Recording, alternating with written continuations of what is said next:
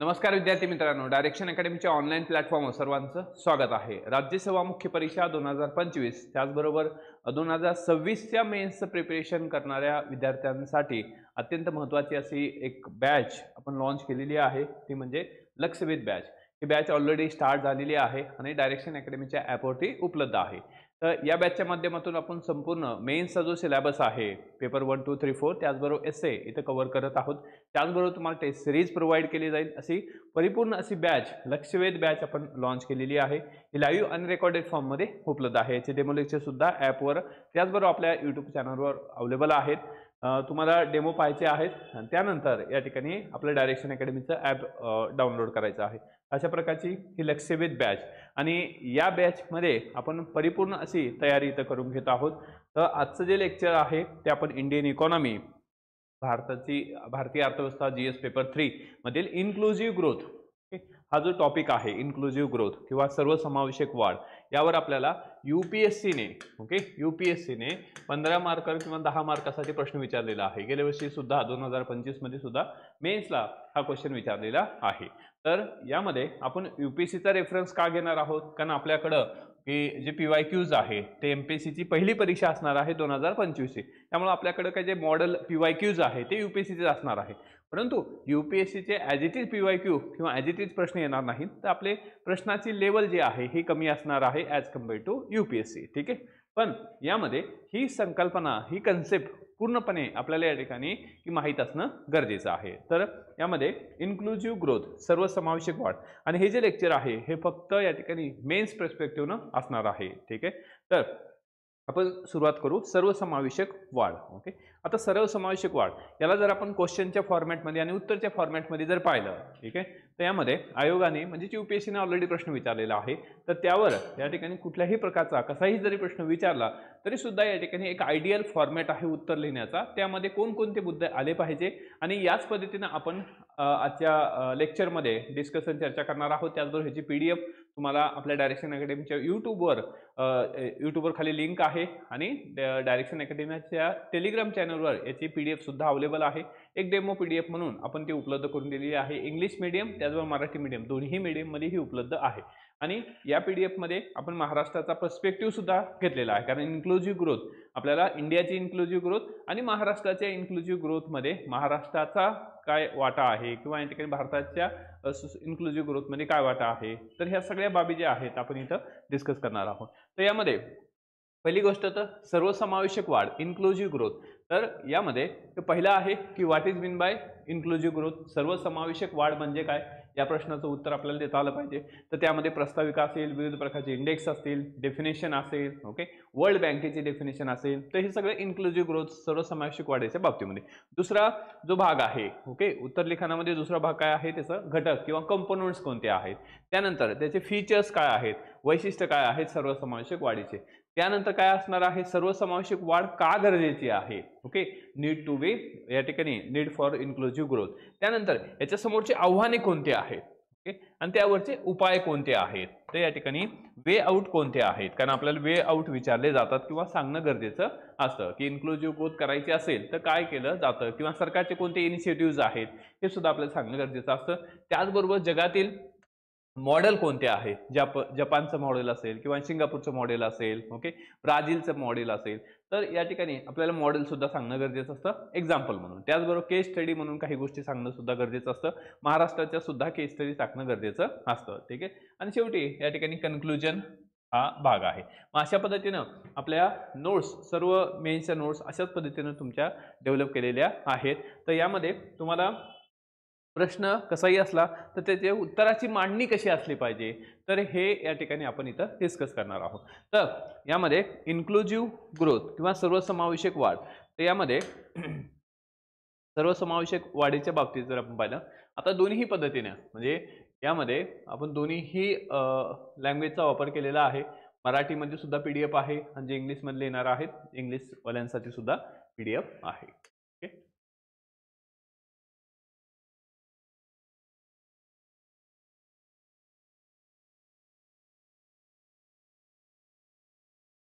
ही PDF direction अकॅडमीच्या Telegram चॅनलवर उपलब्ध आहे.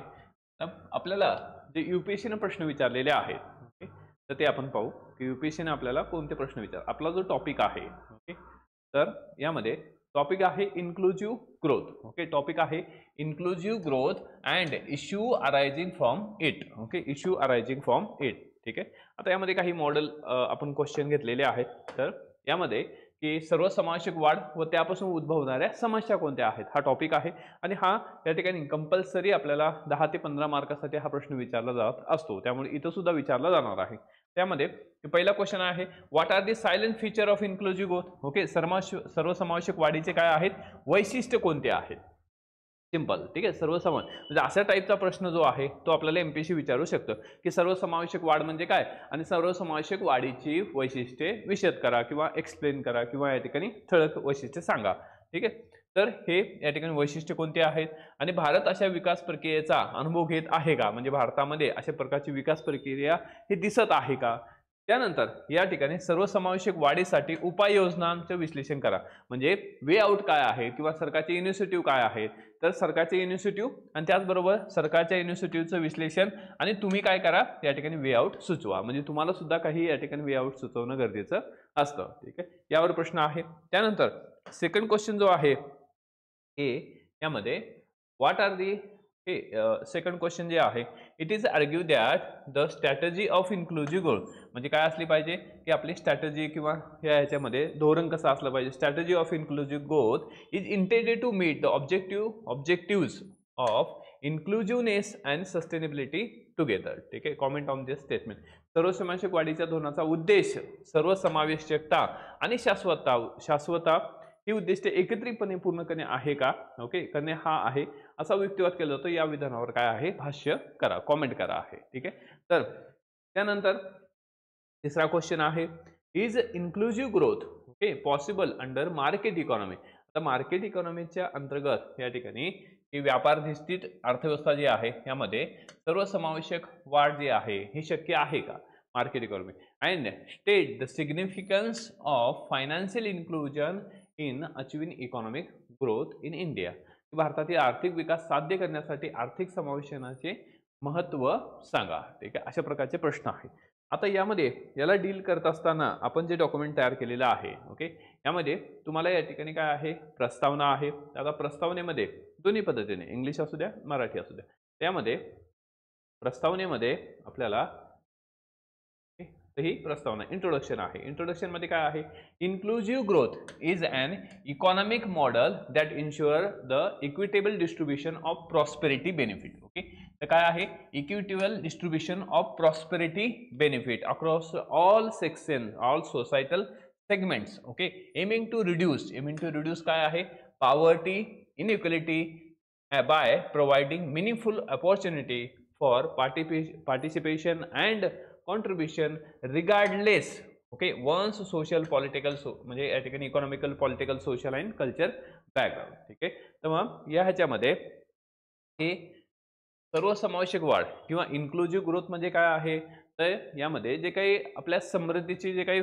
फायदे आहेत किंवा या ठिकाणी आपल्या विकासाचे जे फायदे आहेत, ते विकासाचे जे फायदे आहेत किंवा समृद्धीचे जे फायदे आहेत किंवा या ठिकाणी आपल्याकडे जी साधन संपत्ती आहे त्याचं या ठिकाणी काय आहे की न्याय वाटप. ओके, आपल्याकडे असणाऱ्या साधन संपत्तीचं न्याय वाटप, त्याचबरोबर या ठिकाणी जे काही प्रॉस्पेरिटी आहे किंवा आपल्या विकासाचं जे काही फळ आहे किंवा विकासाचं जे या ठिकाणी फायदे आहे ते विकासाचे फायदे या ठिकाणी सगळ्यांना मिळणं गरजेचं आहे. प्रॉस्पेरिटी बेनिफिट म्हणजे आपला विकास होत आहे किंवा या ठिकाणी आपली वाढ होत आहे, त्यामध्ये ते वाढ होत असताना इन्क्लुझिव्ह ग्रोथ होत असताना किंवा इन्क्लुझिव्ह ग्रोथ म्हणजेच काय आहे ज्यामध्ये किंवा की इन्क्लुझिव्ह ग्रोथमध्ये ते किंवा समृद्धीचे जे फायदे आहेत त्याचं न्याय वितरण करायचं आहे आणि या न्याय वितरणाच्या माध्यमातून न्याय पद्धतीने वितरण करायचं आहे. आणि का न्याय पद्धतीने करायचं आहे, कारण या ह्याच्यामध्ये की काय झालं पाहिजे की समानता प्रस्थापित होणं गरजेचं आहे. जी काही असमानता आहे ओके गरीब श्रीमंत किंवा जी आपल्याला या ठिकाणी असमानता आपल्या देशामध्ये पण आहे तर ती असमानता आपल्याला कमी करायची आहे आणि रिगार्डलेस तो कुठल्याही या ठिकाणी म्हणजे कुठल्याही पद्धतीनं सामाजिक आर्थिक राजकीय किंवा सांस्कृतिक संबंधात किंवा सांस्कृतिक पार्श्वभूमीचा विचार न करता आपल्याला काय करायचं आहे, इक्वल डिस्ट्रीब्युशन करायचं आहे. ठीक आहे, सिंपल. की इन्क्लुझिव्ह ग्रोथ किंवा सर्वसमावेशक वाढ म्हणजे काय आहे की विकासाच्या टप्प्यामधील किंवा या ठिकाणी आपलं जे काही समृद्धी आहे किंवा आपल्याकडे जे काही संसाधनं आहेत, साधन समृद्धी आहे भारताची, तर त्या साधन समृद्धीचं योग्य वाटप. ठीक आहे, साधन समृद्धीचं योग्य पद्धतीनं वाटप, डिस्ट्रीब्युशन आपल्याला करणं आणि त्यामध्ये करत असताना कुठल्याही प्रकारचा भेदभाव न करणं, यालाच या ठिकाणी काय म्हणतो आपण, इन्क्लुझिव्ह ग्रोथ किंवा सर्वसमावेशक वाढ असं म्हणतो. त्याचबरोबर दुसरं, जागतिक बँकेच्या मते, ठीक आहे, आता यामध्ये जागतिक बँकेच्या मते according to World Bank, inclusive growth refer to the both pace and pattern of growth which are interlink and must be addressed toward. आता हे करत असताना कुठल्याही प्रकारे म्हणजे हे वर्ल्ड बँक काय रेफर करते की इन्क्लुझिव्ह ग्रोथ किंवा सर्वसमावेशक वाढ म्हणजे काय आहे की यामध्ये प्रादेशिक समतोल जो आहे तो या ठिकाणी राखणे गरजेचं आहे. म्हणजे प्रादेशिक समतोल राखून किंवा विकास जो आहे तो किंवा प्रादेशिक समतोल राखणं गरजेचं आहे आणि प्रादेशिक समतोल राखत तुम्ही म्हणजे सगळ्याच ठिकाणी काय आहे समान पद्धतीनं विकास किंवा वाढ घडवून आणणं गरजेचं आहे. प्रादेशिक समतोल म्हणजे काय आहे ते याच्यामध्ये की जसं आपण मराठवाडा आणि विदर्भ, मराठवाडा विदर्भ आणि पश्चिम महाराष्ट्र अशा प्रकारचं कंपॅरिझन करतो. इथं आपल्याला काय म्हणतं, रिजनल इम्बॅलन्स दिसतं, प्रादेशिक असमतोल ज्याला आपण म्हणतो. तर अशा प्रकारचा प्रादेशिक असमतोल न होऊ देणे म्हणजेच काय आहे, इन्क्लुझिव्ह ग्रोथ आहे किंवा सर्वसमावेशक वाढ आहे असं कोण म्हटलेलं आहे, या ठिकाणी वर्ल्ड बँकेने म्हटलेलं आहे. ठीक आहे, नंतर पुढे आता की उत्तर लिहित असताना प्रास्ताविकेमध्ये काय आहे तर आपल्या संविधान जे आहे, आपली जी घटना आहे त्या आपल्या घटनेमध्ये सुद्धा सर्वसमावेशक वाढ किंवा इन्क्लुझिव्ह ग्रोथच्या बाबतीमध्ये, सर्वसमावेशक वाढ किंवा इन्क्लुझिव्ह ग्रोथच्या बाबतीमध्ये काही प्रावधान दिलेले आहे. Constitutional provision related to inclusive growth म्हणजे संविधानामध्ये आपल्या इन्क्लुझिव्ह ग्रोथच्या बाबतीमध्ये काही तरतुदी दिल्या आहेत की सर्वसमावेशक वाढीच्या संबंधित काही तरतुदी घटनेमध्ये. तर यामध्ये कलम 38 आहे. ओके, कलम 38 काय सांगतं की लोक कल्याणाला प्रोत्साहन देऊन लोक आणि गटामधील उत्पन्न आणि दर्जाची, जी काही उत्पन्न आणि दर्जाची असमानता आहे ती कमी करून सामाजिक सुव्यवस्थेला चालना देणे. म्हणजे दर्जा आणि उत्पन्न, ओके, उत्पन्न आणि दर्जाची जी असमानता आहे ती असमानता करणे म्हणजेच काय आहे, एक प्रकारचं इन्क्लुझिव्ह ग्रोथ आहे. म्हणजे इन्क्लुझिव्ह ग्रोथच्या बाबतीमध्ये किंवा सर्वसमावेशक वाढीच्या बाबतीमध्ये आपल्या संविधानामधले आर्टिकल आपल्याला नोट करणं गरजेचं आहे उत्तरामध्ये तुम्हाला.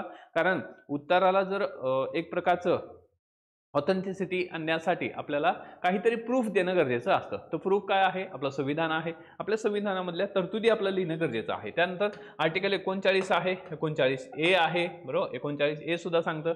तर 39 काय आहे, राज्याला संसाधनाचे न्याय वितरण सुनिश्चित करणे. म्हणजे राज्याचं जे संसाधन आहे, रिसोर्सेस आहे, त्याचं न्याय पद्धतीनं वाटप होणं गरजेचं आहे. त्यामध्ये कुठल्याही प्रकारची असमानता होऊ नये. त्याचबरोबर संपत्तीचं केंद्रीकरण रोखण्याचे निर्देश देणे. म्हणजे संपत्तीचं जे केंद्रीकरण आहे, संपत्तीचं केंद्रीकरण म्हणजे काय आहे, संपत्ती फक्त काही लोकांकडे जर केंद्रीकृत झाली तर काय होणार आहे, तर एक प्रकारे मोनोपोली क्रिएट होते. त्यामुळं संपत्तीचं केंद्रीकरण होऊ नये ते हा सुद्धा भाग जो आहे या ठिकाणी काय आहे तर हे समावेशक वाढीच्या संबंधित आपल्याला ही तरतूद दिसते. त्यानंतर आर्टिकल 41 आहे. आर्टिकल 41 काय सांगतं, राज्याने आपल्या क्षमतेनुसार काम, शिक्षण आणि बेरोजगारी, वृद्धत्व, आजारपण आणि अपंगत्वासाठी सार्वजनिक सहाय्य प्रदान करणे.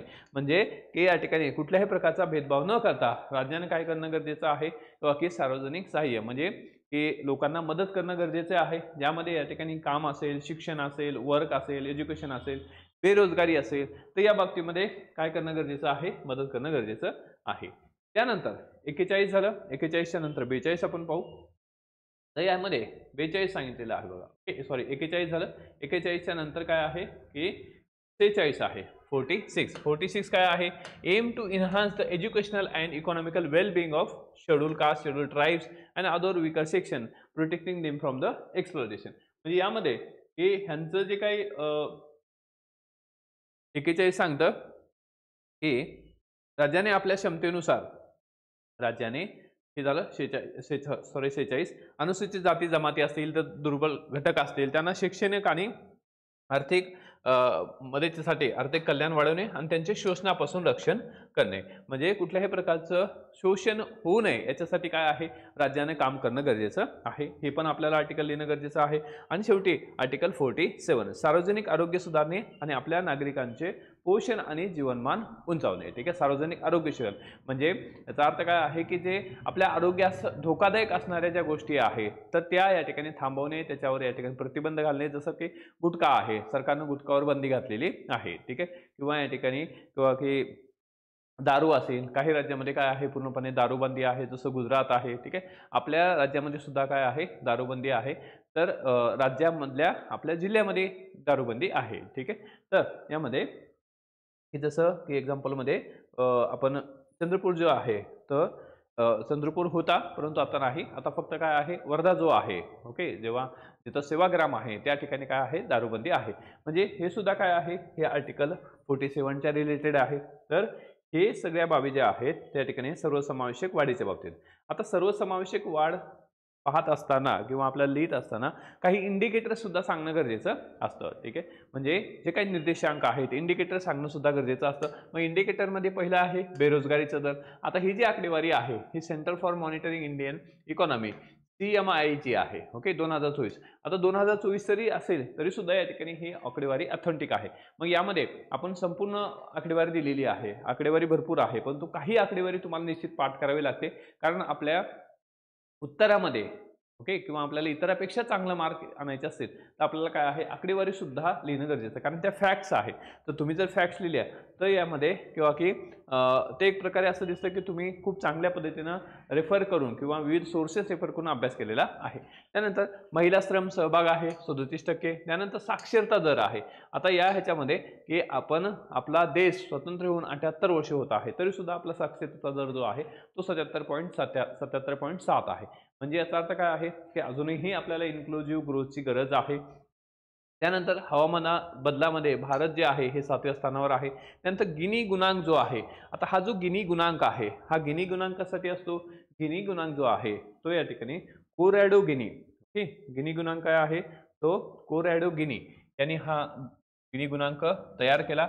हा जो गिनी गुणांक आहे गिनी गुणांक आहे तो गिनी गुणांक कशाच्या बाबतीमध्ये आहे तर संपत्तीचं असमान वाटप, संपत्तीचं असमान वाटप किंवा गरीब श्रीमंत यामधले जे काही आपल्याला असमानता दिसते ते असमानता या ठिकाणी सांगण्याचं काम, ओके डिफाईन करण्याचं काम आहे हे कोरॅडो गिनी यांनी या ठिकाणी हा एक इंडेक्स काढला, ज्यामध्ये जर समानता असेल तर अशा पद्धतीने ग्राफ तयार होतो. ओके, या ठिकाणी 0 आहे आणि या ठिकाणी काय आहे 100 आहे. ठीक आहे, तर इथं जर ग्राफमध्ये काय आहे स्ट्रेट असेल तर काय आहे समानता आहे, परंतु जसजसं काय होणार आहे तर हा ग्राफ जो आहे अशा पद्धतीने खाली जाणार आहे तर त्या प्रमाणात काय होणार आहे असमानता क्रिएट होणार आहे. मग ही जी आहे ही या ठिकाणी A पासून B पर्यंतची जी असमानता आपल्याला दिसते. ठीक आहे, तर यामध्ये ही असमानता जी आहे ही या ठिकाणी जसं ग्राफ खाली जाणार आहे तसं असमानता वाढणार आहे. म्हणजे याचा अर्थ काय आहे ते या एका बाजूला काय आहे संपत्ती आहे, एका बाजूला काय आहे लोकसंख्या आहे. मग यामध्ये संपत्ती जी आहे आपल्या त्याच्यामध्ये संपत्ती किंवा आपल्या देशातले संसाधन जे आहे संपत्ती जे आहे तर जर फक्त या ठिकाणी 10% लोक आहेत त्यांच्याकडे 70% संपत्ती आहे आणि यामध्ये किंवा की 5% लोक असतील की ज्यांच्याकडे काय आहे राहिलेली 30% संपत्ती आहे. ठीक आहे, तर अशा प्रकारे किंवा की इनइक्वल डिस्ट्रीब्युशन जे आहे संपत्तीचं असमान वाटप हे या ठिकाणी हे करण्यासाठी किंवा प्रेझेंट करण्यासाठी गिनी गुणांक वापरला जातो. आणि हा जो कर्व आहे हा कोणता कर्व आहे हा आहे आर्थर कर्व. ओके, हा आहे या ठिकाणी लॉरेन्स वक्र हा जो आहे हा आहे लॉरेन्स वक्र. म्हणजे गिनी गुणांकावरून काय आहे लॉरेन्स वक्र काढला जातो आणि हा वक्र जो आहे हा किती आहे भारताच्या बाबतीत आहे 25.5 लेटेस्ट मधला. ठीक आहे, लेटेस्ट मधला 25.5 जो आहे तो या ठिकाणी आपला हे आहे. तर यामध्ये आपण काय आहे 0 कडे जाणं गरजेचं आहे, म्हणजे 0 असेल तर काय आहे पूर्णतः समानता आपल्याला इथं दिसते. ठीक आहे, तर हा जो गिनी इंडेक्स आहे याचा सुद्धा आपल्याला विचार करावा लागतो. ठीक आहे, तर हे जे आहे हे इंडिकेटर झाले. त्यानंतर हे पुढचा मुद्दा आहे की आपण आपले जी ग्रोथ आहे किंवा इकॉनॉमिक ग्रोथ आहे तर ह्या इकॉनॉमिक ग्रोथचे या ठिकाणी काय आहे की पॅरामीटर कोणते आहेत. ओके, कोणकोणते पॅरामीटर्स आहेत किंवा महत्त्वाचे पॅरामीटर हे जे आहेत हे कशाच्या आधारावर या ठिकाणी आपला की इन्क्लुझिव्ह ग्रोथ होत आहे, सर्वसमावेशक वाढ होत आहे हे आपल्याला डिफाईन करता येतं. पहिलं आहे या ठिकाणी कशाचं कोणतं पॅरामीटर आहे किंवा की आर्थिक वाढ हे पॅरामीटर आहे. मग आर्थिक वाढीमध्ये आपण या ठिकाणी कशाचा विचार केला जातो, जीडीपीचा विचार केला जातो. ठीक आहे. तर मग 23-24 ची जी जीडीपी आहे 7.6% होते. ठीक आहे. तर हे एक प्रकारे काय आहे की जीडीपी जे आहे किंवा या ठिकाणी आर्थिक वाढ जे आहे ही कशाच्या आधारावर आहे, ही एक प्रकारची संख्यात्मक संकल्पना आहे ज्यामध्ये आपण जीडीपी जर त्यानंतर गरिबी जी आहे, गरिबी काय आहे, आपल्याला गरिबी मोजायचं असेल तर या ठिकाणी बहुआयामी दारिद्र्य निर्देशांक किंवा मल्टी डायमेन्शनल पॉवर्टी इंडेक्सचा आपण वापर करतो. त्यानंतर पुढे मानव विकास ह्याचा सुद्धा आपल्याला विचार करतो, हा सुद्धा महत्त्वाचा पॅरामीटर आहे इन्क्लुझिव्ह ग्रोथसाठी. तर याच्यामध्ये आहे मानव विकास निर्देशांक ह्युमन डेव्हलपमेंट इंडेक्स. मग 2025 चा ह्युमन डेव्हलपमेंट इंडेक्स जर पाहिला तर याच्यामध्ये या ठिकाणी 0.685 व्हॅल्यू आहे आणि यामध्ये 130 नंबर आपण आहोत, याच्यापूर्वी 134 होतो. तर यामध्ये ह्युमन डेव्हलपमेंट इंडेक्स आहे. त्याचबरोबर काय आहे, लिंग समावेशन आहे. लिंग समावेशन म्हणजे काय आहे, जेंडर इन्क्लुजन आहे. त्यामध्ये महिलांचं सक्षमीकरण आहे, सशस्त्रीकरण आहे. त्यामध्ये की महिलांचं सशस्त्रीकरणासाठी हा डेटा आहे. तुम्हाला डेटा जो आहे तो या ठिकाणी 2-3 फिगर जे आहेत, फॅक्ट जे आहे ह्या टाकाव्यास लागतील. ठीक आहे. आपण इथं भरपूर डेटा उपलब्ध करून दिलेला आहे. नंतर कृषी विकासाच्या बाबतीमध्ये शेतकऱ्यांसाठी काय आहे, विमा आणि कर्ज उपलब्ध करून देणे. तर यामध्ये आहे सरकारचा काय आहे, प्रधानमंत्री पीक विमा योजना आहे. ओके. प्रधानमंत्री पीक विमा योजना. ठीक आहे. त्यामध्ये प्रधानमंत्री पीक विमा योजना आहे. त्या अंतर्गत काय आहे की शेतकरी जे आहे 3.71 कोटी शेतकरी काय झालेले आहेत यामध्ये की समाविष्ट झालेले आहेत. ठीक आहे. त्यानंतर शिक्षणाची उपलब्धता महत्त्वाची आहे. शिक्षणाची गुणवत्ता आणि या ठिकाणी की उपलब्धता या दोन्ही गोष्टी महत्त्वाच्या आहेत. नंतर आरोग्य सेवा आहे, चांगली आरोग्य सेवा असली पाहिजे. मग सार्वजनिक आरोग्य सुविधामध्ये गुंतवणूक करणं गरजेचं आहे.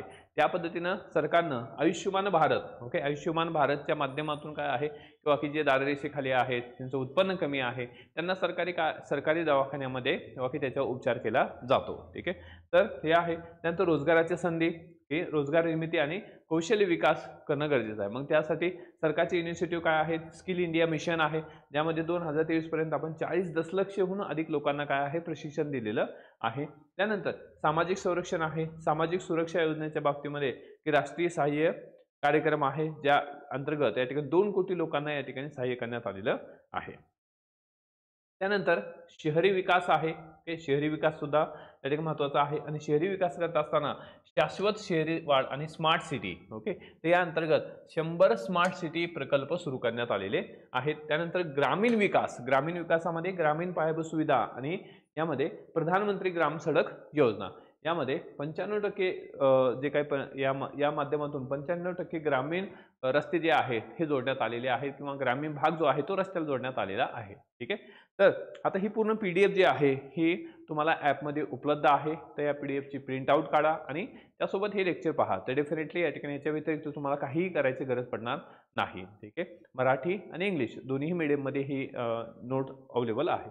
त्यानंतर पर्यावरणाची शाश्वतता, त्यामध्ये हरित ऊर्जा प्रकल्प आहे. ओके. त्यानंतर तंत्रज्ञान प्रगती आहे, डिजिटल त्यानंतर सांस्कृतिक विविधता, संस्कृतीचा वापर आणि जतन करणे गरजेचं आहे. त्यासाठी काय आहे, या ठिकाणी एक भारत श्रेष्ठ भारत अशा प्रकारचा उपक्रम सरकार राबवत आहे. ठीक आहे. आता यामध्ये की इन्कम इनइक्वालिटीच्या बाबतीत जर पाहिलं तर या ह्याच्यामध्ये उत्पन्नामधली जी विषमता आहे ते जर पाहिलं तर 2023-24 पर्यंत किंवा 22-23 पर्यंत भारतातील सर्वात श्रीमंत 1% लोकसंख्येच्या देशाच्या म्हणजे या ठिकाणी 1% लोकसंख्याकडे काय आहे 22.6% काय आहे उत्पन्न आहे आणि 40% संपत्तीवर ते नियंत्रण ठेवतं. म्हणजे 1% लोकसंख्या श्रीमंत 1% लोकसंख्या देशाच्या काय आहे 22.5 उत्पन्न आणि संपत्तीवर काय आहे नियंत्रण ठेवते. आणि त्यानंतर सर्वात श्रीमंत 10% लोकसंख्येच्या ताब्यात काय आहे जवळपास 77% संपत्ती आहे. म्हणजे 10% लोकसंख्येकडे काय आहे श्रीमंत 77% लोकसंख्या आहे आणि 50% लोकांकडे काय आहे फक्त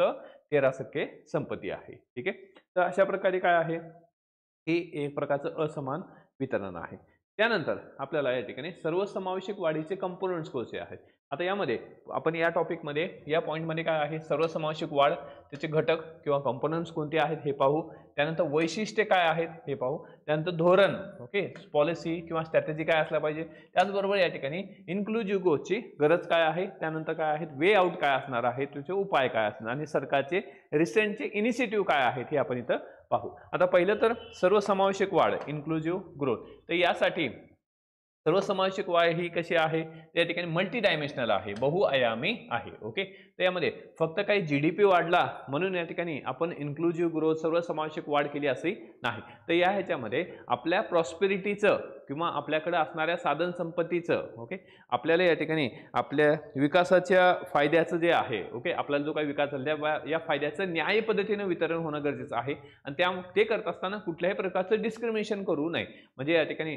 सोशल असेल, सामाजिक असेल, राजकीय असेल, आर्थिक असेल, सांस्कृतिक असेल, कुठल्याही पद्धतीने डिस्क्रिमिनेशन केलं जाणार नाही आणि त्या आधारे गरिबी आणि दारिद्र्य आपल्याला काय करायचं आहे, गरिबी, दारिद्र्य आणि बेरोजगारी जी आहे ही कमी करायची आहे. तर यालाच आपण काय म्हणतो इन्क्लुझिव्ह ग्रोथ असं म्हणतो. ठीक आहे, इन्क्लुझिव्ह ग्रोथ म्हणजे काय आहे, जसं सबका साथ सबका विकास हे आपल्याला या ठिकाणी एक प्रकारे इन्क्लुझिव्ह ग्रोथच्या बाबतीमध्ये एक काय आहे सरकारचं एक स्लोगन आहे, सबका साथ सबका विकास आणि सबका साथ सबका विकास आणि सबका विश्वास आणि सबका प्रयास. ओके, सबका साथ सबका विकास हे जे आहे हे एक प्रकारचं इन्क्लुझिव्ह ग्रोथचं काय आहे टर्मिनॉलॉजी आहे, याच्यामध्ये पण आपण दिलेलं आहे. त्यामध्ये म्हणजे सिंपल लक्षात काय ठेवायचं की इन्क्लुझिव्ह ग्रोथ म्हणजे काय आहे, सबका साथ सबका विकास. ठीक आहे, त्यामध्ये विकास करत असताना, वाढ करत असताना, ग्रोथ करत असताना कुठल्याही प्रकारचं काय आहे डिस्क्रिमिनेशन केलं जाणार नाही. ठीक आहे, त्यामध्ये आता बहुआयामी आहे, फक्त जीडीपीवर लक्ष केंद्रित करणं नाही तर सहभाग आहे, त्यामध्ये या ठिकाणी किती पार्टिसिपेशन आहे, उपलब्धता कशी आहे, त्याचबरोबर समानता या आणि शाश्वतता या सगळ्या गोष्टीवर लक्ष केंद्रित केलं जातं. मग आता सर्वसमावेशक वाढीचा महत्त्वाचा घटक जो आहे तो म्हणजे काय आहे, आर्थिक समावेशन आहे, इकॉनॉमिक इन्क्लुजन आहे. मग आर्थिक समावेशनामध्ये काय आहे, तर या ठिकाणी आर्थिक समावेशनामध्ये काय करणं गरजेचं आहे, रोजगार उपलब्ध करून देणं गरजेचं आहे. म्हणजे सरकारनं काय आहे उद्योगधंदे निर्माण करणं गरजेचं आहे. जर एखादा उद्योग निर्माण करण्यात आला तर उद्योग निर्माण करण्यात आला तर काय होणार आहे, त्याला रोजगार उपलब्ध होणार आहे. ओके, आणि रोजगार उपलब्ध झाला तर त्यामधून या ठिकाणी वस्तू निर्माण होणार आहे, वस्तू निर्माण झाल्या की बाजारपेठा निर्माण होतील आणि बाजारपेठेमध्ये किंवा वस्तू निर्माण झाल्यानंतर ती वस्तू बाजारामध्ये आणली आणि बाजारामध्ये सुद्धा त्या वस्तूला काय आहे योग्य भाव असणं गरजेचं आहे. ठीक आहे, तर या सगळ्या ज्या बाबी आहेत हे कशाच्या माध्यमातून आपल्याला साध्य करता येतील, तर आपल्याला काय आहे कौशल्य प्रशिक्षण कार्यक्रम सुरू करणं गरजेचं आहे किंवा या ठिकाणी विशेष प्रकारचे ट्रेनिंग जे आहे ते देणं गरजेचं असतं, विशेष प्रकारचं ट्रेनिंग. ठीक आहे, त्याचबरोबर काय आहे रोजगार निर्मिती. आता हे कशामधून साध्य होऊ शकतं, आर्थिक समावेशन, कौशल्य प्रशिक्षण आहे, त्याचबरोबर रोजगार निर्मिती कार्यक्रम आहे, त्याचबरोबर उद्योजकता जे आहे ते समर्थन, प्रत्येक व्यक्ती जो आहे आर्थिक उपक्रमामध्ये त्याचा सहभाग असणं गरजेचं आहे. अशा प्रकारचं हे आर्थिक समावेशन आहे. दुसरं सामाजिक समावेशन आहे. ओके, आता सामाजिक समावेशनामध्ये काय आहे त्या ठिकाणी सोशल इन्क्लुजिव्हनेस जे आहे तर सामाजिक समावेशनामध्ये एक तर काय आहे की आपल्याला या ठिकाणी सामाजिक समावेशन म्हटलेलं आहे, म्हणजे ज्यामध्ये प्रत्येक जो घटक आहे म्हणतो यामध्ये या ठिकाणी SC असेल, ST असेल किंवा या ठिकाणी महिला वर्ग असेल तर या सगळ्यांसाठी काय आहे सामाजिक समावेशनासाठी किंवा या ठिकाणी की आर्थिक वाढीमध्ये महत्त्वाचा जो घटक आहे तो या ठिकाणी हा सामाजिक समावेशन आहे. आता हे कशाच्या माध्यमातून सिद्ध करता येतं, त्यामध्ये शिक्षण. ओके, त्यामध्ये शिक्षण, मग शिक्षणामध्ये काय आहे तर जे गट या ठिकाणी मागास आहे किंवा शिक्षणामध्ये मागास आहे त्यांच्यासाठी सरकार काय करतं, विविध प्रकारचे योजना देतं किंवा या ठिकाणी विविध प्रकारचे याच्यामध्ये काय आहे सवलती आहेत, रिझर्वेशन्स आहेत. ओके, त्यानंतर काय आहे आरोग्य सेवा उपलब्ध करून देणं, गृहनिर्माण देणे. ओके, त्या ह्याच्यामध्ये काय आहे की सरकार प्रधानमंत्री आवास योजनेच्या माध्यमातून ज्या गटाचं उत्पन्न हे कमी आहे त्यांना या ठिकाणी काय करतं की या सगळ्या सुविधा पुरवत करतं. आणि यामुळे काय आहे या ठिकाणी की वंचित गट जो आहे किंवा महिला वर्ग जो आहे तो या ठिकाणी ह्या समावेशामध्ये येतो. त्यानंतर तिसरं आहे या ठिकाणी संस्थात्मक समावेशन. आता संस्थात्मक समावेशन जे आहे त्यामध्ये प्रशासकीय संरचना किंवा संस्था यामध्ये या ठिकाणी याचा समावेश होतो. मग या संस्थात्मक समावेशनामध्ये काय आहे तर संस्था किंवा या ठिकाणी ही जी काही गव्हर्नमेंटची इन्स्टिट्यूशन आहे ओके मशिनरी आहे तर त्या मशिनरीमध्ये काय आहे तर या ठिकाणी ती मशिनरी तत्पर असली पाहिजे. ओके, म्हणजे संस्थात्मक समावेशनामध्ये काय आहे समजा एखाद्या व्यक्तीला काय आहे एखादा उद्योग टाकायचा आहे तर मग उद्योग टाकण्यासाठी त्या व्यक्तीला काय आहे की यामध्ये सरकारी ऑफिसमध्ये जावं लागतं. सरकारी ऑफिस जर या ठिकाणी त्या व्यक्तीला चांगल्या पद्धतीने काय करत असेल की लवकर सुविधा देत असेल तर तो व्यक्ती काय करतो, उद्योग टाकतो. परंतु यामध्ये जर डिले होत असेल, अडथळा निर्माण होत असेल तर तो या ठिकाणी त्याची मानसिकता बदलते. त्यामुळे काय आहे, या ठिकाणी अधिक प्रतिसादात्मक किंवा या ठिकाणी तत्पर असणं गरजेचं आहे. त्यानंतर अधिक पारदर्शक असणं गरजेचं आहे. ओके, तो ऑफिसेस जे आहे ते या ठिकाणी सरकारी ऑफिसेस हे पारदर्शक असणं गरजेचं आहे. कारण सरकारी ऑफिस कशासाठी आहे की तुम्हाला एखादा उद्योग व्यवसाय टाकायचा असेल किंवा एखादं सर्टिफिकेट पाहिजे असेल तर ते देण्याचं काम त्यांचं आहे. त्यामुळं या ठिकाणी अधिक पारदर्शकता असणं गरजेचं आहे, अधिक जबाबदारी असणं गरजेचं आहे, अधिक रिस्पॉन्सिबल असणं गरजेचं आहे.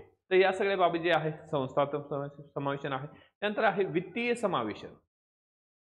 वित्तीय समावेशनामध्ये फायनान्शियल इन्क्लुजन मध्ये काय आहे, त्यामध्ये की फायनान्शियल इन्क्लुजन मध्ये वित्तीय समावेशनमध्ये हे प्रत्येक व्यक्तीकडे काय आहे किंवा प्रत्येक व्यक्तीला ज्या काही बँकिंग सुविधा आहेत किंवा या ठिकाणी फायनान्शियल सुविधा आहे ते प्रोव्हाइड करणं हे सरकारचं कर्तव्य असतं. कारण इन्क्लुझिव्ह ग्रोथमधला महत्त्वाचा जो घटक आहे तो म्हणजे काय आहे, या ठिकाणी वित्तीय समावेशन आहे. मग वित्तीय समावेशनामध्ये बँकिंग सुविधा, प्रत्येकाला बँकिंग सुविधा प्रोव्हाइड करणं गरजेचं आहे.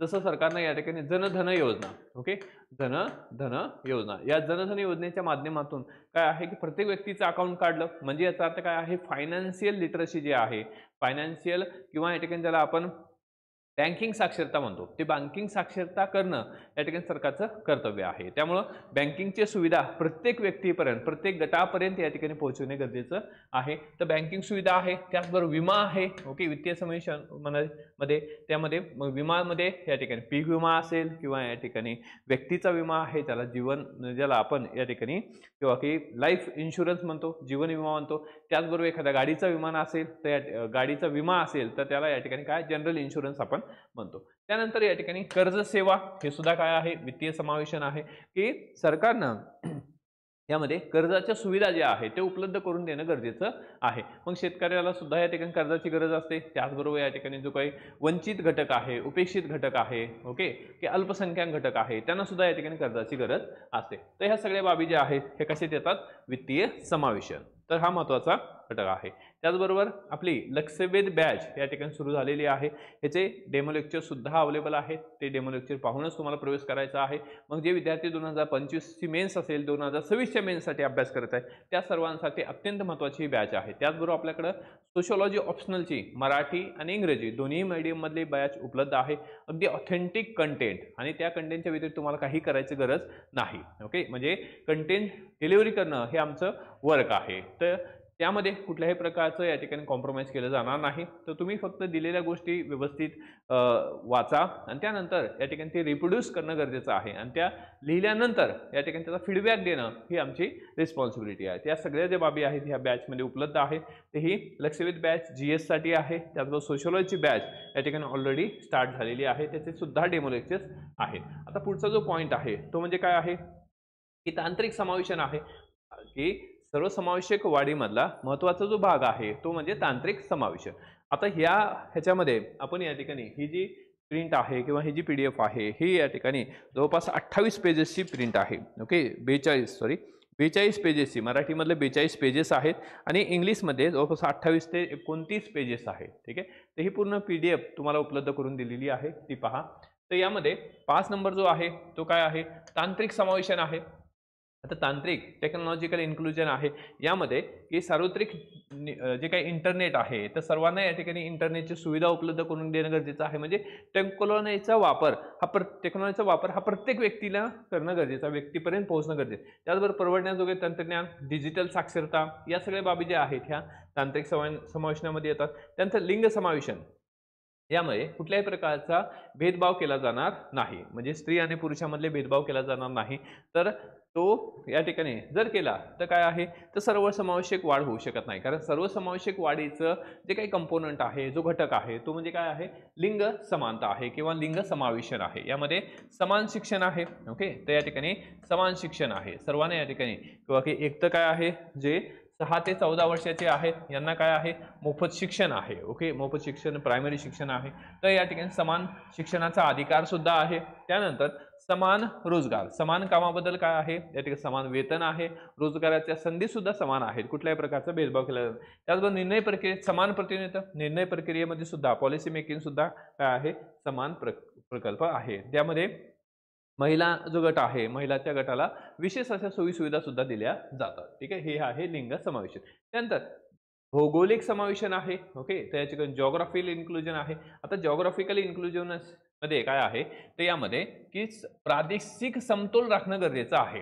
ओके, प्रादेशिक समतोल, ओके, प्रादेशिक समतोल राखणं गरजेचं आहे. ओके, तर मग रिजनल बॅलन्स राखणं गरजेचं आहे. म्हणजे फक्त ओके एका पर्टिक्युलर भागाचा विकास झाला, पर्टिक्युलर म्हणजे रिजनचा विकास झाला म्हणजे या ठिकाणी आर्थिक वाढ होऊ शकत नाही. आर्थिक वाढ म्हणजे काय आहे, तर या ह्याच्यामध्ये की तुम्हाला सर्व ठिकाणचा, ज्या ठिकाणी काय आहे सुविधा उपलब्ध नाही त्या ठिकाणी सुविधा उपलब्ध करून देणं गरजेचं आहे. तर यामध्ये की समतोल राखणं गरजेचं आहे. मग आपण लिहू शकतो की ग्रामीण आणि या ठिकाणी शहरी आणि ग्रामीण भागामध्ये जी विषमता आहे ती कमी करणे. शहरी भागामध्ये ज्या सोयीसुविधा असतात त्या सगळ्या सोयीसुविधा ज्या आहेत त्या ग्रामीण भागामध्ये सुद्धा उपलब्ध करून देणं गरजेचं आहे. जसं की रोड कनेक्टिव्हिटी आहे, इलेक्ट्रिसिटी आहे, क्लीन ड्रिंकिंग वॉटर आहे. ओके, तर या सगळ्या बाबी ज्या आहेत ते ह्या शहरी भागामधून ग्रामीण भागामध्ये सुद्धा येणे गरजेचे आहेत. त्याचबरोबर मागास भागामध्ये पायाभूत सुविधा सुधारणा करणे. मागास भाग आहे त्यामध्ये पायाभूत सुविधा असणं गरजेचं आहे. मेन म्हणजे इन्फ्रास्ट्रक्चर, रोड आहे त्यामध्ये. तर त्यानंतर दुर्गम भागामध्ये काय आहे, गुंतवणुकीला प्रोत्साहन. म्हणजे जर एखादा दुर्गम भाग असेल ज्या ठिकाणी गुंतवणूक येतच नसेल तर त्या ठिकाणी गुंतवणूक करणं गरजेचं आहे. त्यासाठी सरकारने काय आहे तर विविध प्रकारचे पर्याय उपलब्ध करून देणं गरजेचं आहे, प्रोत्साहन देणं गरजेचं आहे. त्यामुळे काय होऊ शकतं, जी काही प्रादेशिक विषमता आहे ती दूर होण्यास मदत होते. आणि प्रादेशिक विषमता दूर होणं म्हणजेच काय आहे, एक प्रकारचं ज्याला आपण या ठिकाणी समावेशक वाढ किंवा या ठिकाणी सर्वसमावेशक वाढ किंवा इन्क्लुझिव्ह ग्रोथ असं म्हणतो. ठीक आहे. त्यानंतर राजकीय समावेशन आहे. आता राजकीय समावेशनामध्ये काय आहे यामध्ये की राजकीय समावेशनामध्ये पॉलिटिकमध्ये किंवा या ठिकाणी की पॉलिटिकल प्रोसेसमध्ये सगळ्यांचा सहभाग असणं गरजेचं आहे. यामध्ये राजकीय प्रक्रियेमध्ये योग्य सहभाग आहे, त्याचबरोबर प्रशासनात प्रतिनिधित्व असणं गरजेचं आहे, त्याचबरोबर अभिव्यक्ती स्वातंत्र्य असणं गरजेचं आहे. तर या सगळ्या बाबी काय हे करतात, डिटरमाइन करतात की आर्थिक समावेशन. ठीक, त्या ठिकाणी सर्व त्याला आपण हे सर्वसमावेशक वाढ असं म्हणतो. आता यामध्ये हे झाले आतापर्यंतचे आपण काही घटक पाहिले. ओके, तर सर्वसमावेशक वाढीचे आपण घटक पाहिले. ठीक आहे, कंपोनंट्स पाहिले.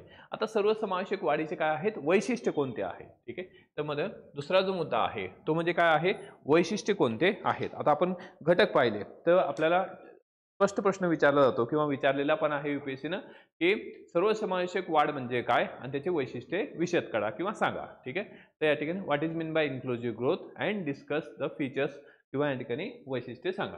त्यामध्ये पहिलं जे वैशिष्ट्य आहे सर्वसमावेशक वाढीचं वैशिष्ट्य, पहिलं वैशिष्ट्य काय आहे, समान संधी आहे.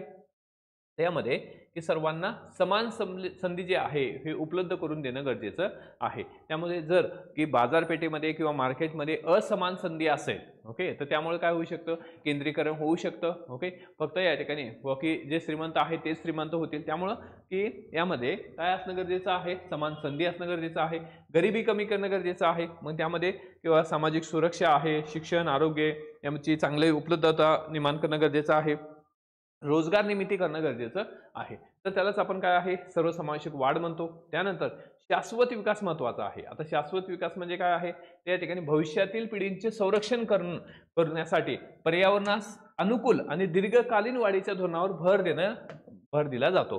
म्हणजे याच्यामध्ये काय आहे की आपल्याला की विकास करायचा आहे. जसं नाशिक आहे की नाशिकमध्ये काय आहे या ठिकाणी तपोवन आहे, म्हणजे नाशिकमध्ये काय आहे वन आहे आणि त्या वनाच्या बाबतीमध्ये काय आहे सरकार काय त्यातली 1700 झाडं ओके हे तोडणार, 17,000 का 1700 झाडं तोडणार आहे. आणि त्यामुळं काय आहे तर विकास केला जात आहे, परंतु विकास अशा पद्धतीनं पर्यावरणाची हानी करून जर केला जात असेल तर त्याला काही अर्थ नाही. म्हणजे तुम्हाला भविष्यातील पिढीला ऑक्सिजन देणं गरजेचं आहे, भविष्यातील पिढीला या ठिकाणी झाडं कशी आहेत, झाडे कसे होते हे माहीत असणं गरजेचं आहे. त्यासाठी या ठिकाणी की शाश्वत विकास सस्टेनेबल डेव्हलपमेंट होणं गरजेचं आहे. आणि सस्टेनेबल डेव्हलपमेंट हे जे आहे म्हणजेच काय आहे, एक प्रकारचं सर्वसमावेशक वाढ आहे, इन्क्लुझिव्ह ग्रोथ आहे.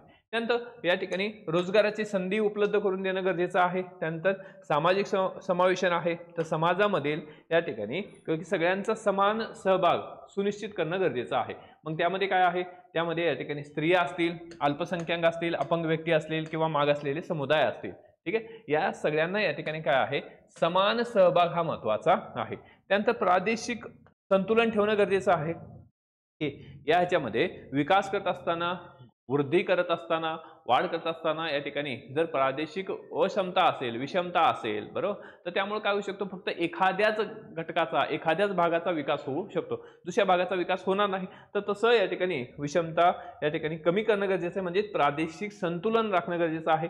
तर हे महत्त्वाचं वैशिष्ट्य आहे. त्यानंतर सहभाग आणि सक्षमीकरण गरजेचं आहे. त्यामध्ये की निर्णय घेण्याच्या प्रक्रियेमध्ये की या ठिकाणी किंवा की महिलांचा सहभाग महत्त्वाचा आहे. त्याचबरोबर प्रशासकीय प्रक्रिया असेल, समाजाचा विकास आहे, तर हे सगळं सहभाग आणि सक्षमीकरण आहे. त्यानंतर सेवांची उपलब्धता आहे. तर सरकारने या ठिकाणी सेवांची उपलब्धता म्हणजे की आपण इन्क्लुझिव्ह ग्रोथ, सर्वसमावेशक वाढ म्हणजे सेवांची उपलब्धता, सेवा असणं गरजेचं आहे. आता सेवाच्या बाबतीमध्ये काय आहे, यामध्ये की एक तर आहे आरोग्य सेवा असेल, शिक्षण सेवा असेल, आर्थिक सेवा असेल, गृहनिर्माण आहे, जसं या ठिकाणी प्रधानमंत्री काय आहे किंवा की जसं आवास योजना आहे, प्रधानमंत्री आवास योजना आहे.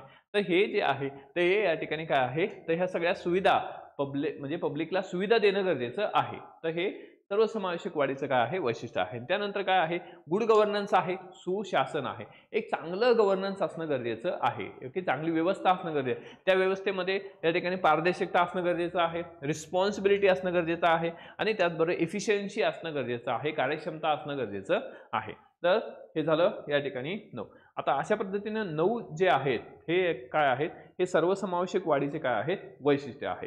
तर यामध्ये आपण घटक पाहिले, वैशिष्ट्य पाहिले. तिसरा जो भाग आहे तो म्हणजे धोरण आहे. आता सर्वसमावेशक वाढीचं जे धोरण आहे, ओके, त्यामध्ये सर्वसमावेशक वाढ किंवा सर्वसमावेशकता आणि शाश्वतता, सस्टेनेबिलिटी जे आहे ते, तर यामध्ये धोरण काय आहे, स्ट्रॅटेजी काय आहे, ठीक आहे. तर यामध्ये आता स्ट्रॅटेजीमध्ये काय आपल्याला लिहायचं आहे, तर सरकारच्या विविध प्रकारच्या उपाययोजना ज्या आहेत त्या आपल्याला लिहाव्या लागणार आहे, स्कीम्स, ओके. त्यामध्ये पहिलं आहे आर्थिक समावेशन. आर्थिक समावेशनामध्ये काय आहे की सरकारने आर्थिक समावेशनामध्ये महत्त्वाचं काय आहे, तर उद्योग निर्माण करणं गरजेचं आहे. उद्योग निर्माण करून त्यांना या ठिकाणी रोजगार उपलब्ध करून देणं गरजेचं आहे. तर ह्या सगळ्या ज्या बाबी आहेत ह्या कशामध्ये येणार आहेत, तर आर्थिक समावेशनामध्ये येणार आहेत, ठीक आहे. त्यामध्ये की आर्थिक समावेशनामध्ये जर पाहिलं आपण, तर सरकारने 50 कोटीहून अधिक बँक खाती उघडून काय केलेलं आहे की यामध्ये हे डायरेक्ट डीबीटी ज्याला म्हटलं जातं, डायरेक्ट या ठिकाणी डायरेक्ट बेनिफिशियरी ट्रान्सफर, म्हणजे या माध्यमातून, ओके, आर्थिक समावेशनाच्या माध्यमातून, जनधन खात्याच्या माध्यमातून जो काही पैसा आहे किंवा स्कीममध्ये येणारा जो काही पैसा आहे तो डायरेक्ट या ठिकाणी बेनिफिशियरीच्या ह्याच्यावर ट्रान्सफर होतो. किंवा महाराष्ट्राचं जर एक्झाम्पल द्यायचं, लाडकी बहीण योजना आहे, या लाडकी बहीण योजनेच्या माध्यमातून सरकार प्रत्येकाच्या अकाउंटवर 1500 रुपये काय करतं, डायरेक्ट ट्रान्सफर करतं, म्हणजे डायरेक्ट बेनिफिशियरीला ते पैसे मिळतात. त्यामध्ये आर्थिक समावेशन, यामध्ये या ठिकाणी की औपचारिक बँकिंग प्रणालीमध्ये लोकांना एकत्रीकरण करणे, बचत आणि पत प्राप्तीमध्ये वाढ करणे, आर्थिक सुरक्षेत वाढ करणे.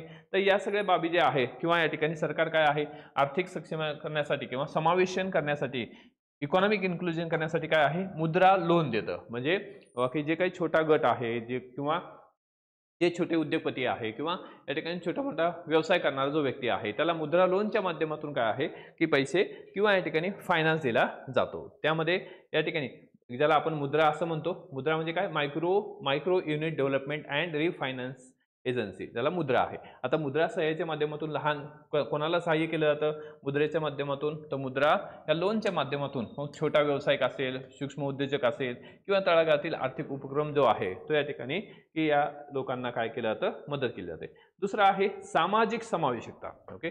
तर दुसरा जो महत्त्वाचा भाग आहे तो म्हणजे सामाजिक समावेशता. आता सामाजिक समावेशता जे आहे, शिक्षण आणि कौशल्य विकास जो आहे हा करणं गरजेचं आहे, ठीक आहे. आणि हे करत असताना काय आहे, तर या ठिकाणी आपल्याला सरकारचं एक्झाम्पल देता येतं किंवा यामध्ये की सरकारनं सरकारची योजना जी आहे ती कोणती योजना आहे, स्किल इंडिया मिशन आहे. या स्किल इंडिया मिशनच्या माध्यमातून काय आहे, तर कौशल्य विकास जो आहे काय केला जातो, कौशल्य विकास, स्किल डेव्हलप केलं जातं. आणि त्या स्किल डेव्हलप केलं म्हणजे त्याचा अर्थ काय आहे, तर उत्पादकता वाढेल, एक चांगला रोजगार लोकांना उपलब्ध होईल आणि रोजगार उपलब्ध होण्यासाठी लोकांकडे स्किल सुद्धा असणं गरजेचं आहे. ठीक आहे. तर यामध्ये मग सामाजिक समावेशनामध्ये काय आहे की आपण या ठिकाणी महात्मा गांधी राष्ट्रीय ग्रामीण रोजगार हमी योजना लिहू शकतो, ज्या माध्यमातून काय आहे की एक प्रकारे वेतनाची हमी दिलेली आहे. 100 दिवसाचा ही काय आहे वेतनाची हमी आहे. त्यानंतर ग्रामीण भागातील गरिबी कमी करणे असेल, त्यानंतर उत्पन्नातील सुरक्षा प्रदान करणे असेल आणि ग्रामीण सुविधांना सक्षम बनवणे असेल. ठीक आहे. या सगळ्या बाबी ज्या आहेत त्याच्यात येतील. त्यानंतर दुसरा आहे पर्यावरणीय स्थिरता. ओके. तर या ठिकाणी इन्व्हायरमेंटल सस्टेनेबिलिटी ज्याला आपण म्हणतो किंवा स्टेबिलिटी ज्याला आपण म्हणू, तर पर्यावरणीय स्थिरता. आता यामध्ये काय आहे तर विविध प्रकारचे नवीकरणीय ऊर्जा म्हणजेच काय आहे याच्यामध्ये इनोव्हेटिव्ह ज्याला आपण या ठिकाणी एनर्जी असं म्हणतो, नवीकरणीय ऊर्जा. आता पॅरिस कराराअंतर्गत या ठिकाणी पॅरिस कराराअंतर्गत काय आहे भारताने 2025 पर्यंत किंवा नवीनीकरण ऊर्जा यामध्ये काय येणार आहे सौर ऊर्जा आहे, बरोबर. त्याचबरोबर काय आहे पवन ऊर्जा आहे, स्मार्ट सिटी मिशन आहे, त्यांचा सहभाग आपल्याला या ठिकाणी इथं दिसतो. मग सरकारचं टार्गेट होतं 2025 पर्यंत 175 गिगावॅट जे आहे एनर्जी निर्माण करणं. तर याच्यामुळे काय होणार आहे पर्यावरणामध्ये या ठिकाणी किंवा पर्यावरणाचा समतोल जो आहे तो राखला जाणार आहे. त्यानंतर पुढे आर्थिक शाश्वतता आहे. त्यामध्ये की आपण एक पहिलं जे पाहिलेलं आहे त्यामध्ये की सामाजिक आहे, त्यानंतर ह्याच्यामध्ये आर्थिक समावेशकता आपण बघितली. त्यानंतर पुढे काय आहे तर पर्यावरणीय आहे, आर्थिक आता शाश्वतता आहे. आर्थिक शाश्वततेमध्ये काय आहे त्यामध्ये की पहिला आहे पायाभूत सुविधेचे प्रकल्प, सरकारचे पायाभूत सुविधेचे प्रकल्प. जसं आपण एक्झाम्पल लिहू शकतो भारतमाला प्रकल्प आहे, सागरमाला प्रकल्प आहे आणि या प्रकल्पाच्या माध्यमातून आर्थिक विकासासाठी काय आहे राष्ट्रीय संपर्क व्यवस्था सुधारणे आणि व्यापाराला चालना देणे, शहरी आणि ग्रामीण भागातील जो संबंध आहे तो या ठिकाणी काय आहे मजबूत करणे, तर हा याचा उद्देश आहे. त्यानंतर पुढे आहे कृषी सुधारणा करणं पण गरजेचं आहे. आता कृषी सुधारणामध्ये काय आहे तर आपल्याला या ठिकाणी सरकार काही गोष्टीवर या ठिकाणी लक्ष केंद्रित करतं. आता हे एक प्रकारचं काय आहे की सरकारचे एक प्रकारचे इनिशिएटिव्ह आहेत किंवा स्ट्रॅटजी किंवा आपण त्याला धोरण असं म्हणतो की नेमकं कशा पद्धतीचं धोरण आपण अवलंबणं गरजेचं आहे. ठीक आहे. त्यामध्ये की आपल्याला ह्याच्यामध्ये की कृषी उत्पन्न स्थिर करणं आहे, मान्सूनवर अवलंबित्व काय करायचं आहे कमी करायचं आहे, म्हणजे जी डिपेंडेबिलिटी आहे मान्सूनवर ती आपल्या इथं कमी करायची आहे. त्यानंतर ह्याच्यामध्ये उत्पादकता वाढवणं गरजेचं आहे. ठीक आहे. तर आता पुढचा जो मुद्दा आहे की भारतातील सर्वसमावेशक वाढीची गरज काय आहे, need to be inclusive growth. Okay. Need to be inclusive म्हणजे गरज काय आहे की नीड काय आहे किंवा की आपल्या देशामध्ये किंवा आपल्याला या ठिकाणी सर्वसमावेशक वाढीची गरज काय आहे. तर गरज काय आहे या ठिकाणी की पहिलं आहे की आपल्याला या ठिकाणी सार्वजनिक सेवांची उपलब्धता. ठीक आहे. तर मग सार्वजनिक सेवा ज्या आहेत तर ह्या सगळ्यांनाच उपलब्ध होणं गरजेचं आहे. मग सार्वजनिक सेवेच्या बाबतीत जर पाहिलं आपण भारतामध्ये की जे हेल्थ आहे, हेल्थवर होणारा खर्च असेल सरकारचा, GDP मधील जो वाटा आहे किंवा सरकार जे बजेटमध्ये दाखवत असतं किंवा की आरोग्यावर एज्युकेशनवर खर्च, जसं या ठिकाणी आरोग्यावरचा जो खर्च आहे जो GDPच्या 2.1% आहे आणि शैक्षणिक खर्च जो आहे GDPच्या 2.9% आहे. आता यामध्ये हेच जर कंपॅरिझन आपण केलं, आता गरज काय आहे, गरज आहे सार्वजनिक सेवांची उपलब्धता, म्हणजे सार्वजनिक सेवा जे आहे ते लोकांना उपलब्ध करून देणं गरजेचं आहे, त्यावर सरकारनं जास्त खर्च करणं गरजेचं आहे. त्यामध्ये जर अमेरिकेच्या बाबतीत जर पाहिलं आपण तर अमेरिकेमध्ये काय आहे शिक्षणावर जो खर्च आहे 6% GDPच्या, म्हणजे की अमेरिका हा जो आहे हा या ठिकाणी काय आहे विकसित राष्ट्र आहे, सर्वात पॉवरफुल नेशन आहे, कंट्री आहे, देश आहे. मग अशा देशामध्ये सुद्धा सगळ्या सोयीसुविधा असून सुद्धा सरकार त्यांच्या GDPचा 6% खर्च जे आहे हे या ठिकाणी शिक्षणावर करतं आणि आपल्या देशामध्ये काय आहे फक्त 2% जे आहे 2.1% जे आहे फक्त आपण एज्युकेशनवर खर्च करतो. त्यानंतर UK मधला हा खर्च जो आहे म्हणजे ब्रिटन 4.2% आहे. म्हणजे याचा अर्थ काय आहे की जर आपण सार्वजनिक सेवामध्ये जर कमी गुंतवणूक केली किंवा सरकारनं सार्वजनिक सेवामध्ये कमी गुंतवणूक केली तर जो काही आपल्याला अपेक्षित असणारा सर्वसमावेशक वाढ किंवा या ठिकाणी ग्रोथ जे आहे ते या ठिकाणी साध्य होणार नाही. त्यामुळे सरकारनं सार्वजनिक सेवाची उपलब्धता करून देणं गरजेचं आहे आणि त्याचा परिणाम जो आहे तो आपल्याला इथं दिसतो की सार्वजनिक सेवामध्ये उपलब्धतेची कमतरता आहे. त्यानंतर पोषण आणि आरोग्याचे प्रश्न आहेत. ओके. तर त्यासाठी आपल्याला सर्वसमावेशक वाढीची गरज आहे. आपण काय बघतोय तर सर्वसमावेशक वाढीची गरज काय आहे. ओके. तर यामध्ये पहिलं आहे पहिलं बघितलं आपण. दुसरं पोषण आणि आरोग्याचा प्रश्न आहे. अजूनही भारतामध्ये काय आहे किंवा महाराष्ट्रामध्ये, आता आपण महाराष्ट्र राज्यसेवेच्या बाबतीत प्रश्न देतोय, तर मग महाराष्ट्रामध्ये नंदुरबार असेल, ओके, त्या ठिकाणी गडचिरोली असेल, तर अजूनही त्या ठिकाणी काय आहे आपल्याला कुपोषणाचा प्रश्न दिसतो. म्हणजे माता कुपोषित आहे त्यामुळे बालक सुद्धा कुपोषित होतात. हा जो कुपोषणाचा प्रश्न आहे तर हा या ठिकाणी आरोग्याच्या संदर्भात आहे. मग यामध्ये तो कमी करणं गरजेचं आहे. त्यामुळे या ठिकाणी काय आहे तर विविध प्रकारच्या संकल्पना ज्या आहेत त्या वापरल्या जातात. स्टंटिंग आहे, वॉस्टिंग आहे, की या ठिकाणी कमी वजनाची जी मुलं आहेत, तर ह्या सगळ्या बाबतीत तर ही आकडेवारी जी आहे ही पोषण आणि आरोग्याच्या प्रश्नाच्या बाबतीत आहे. त्यानंतर आर्थिक व सामाजिक विषमता.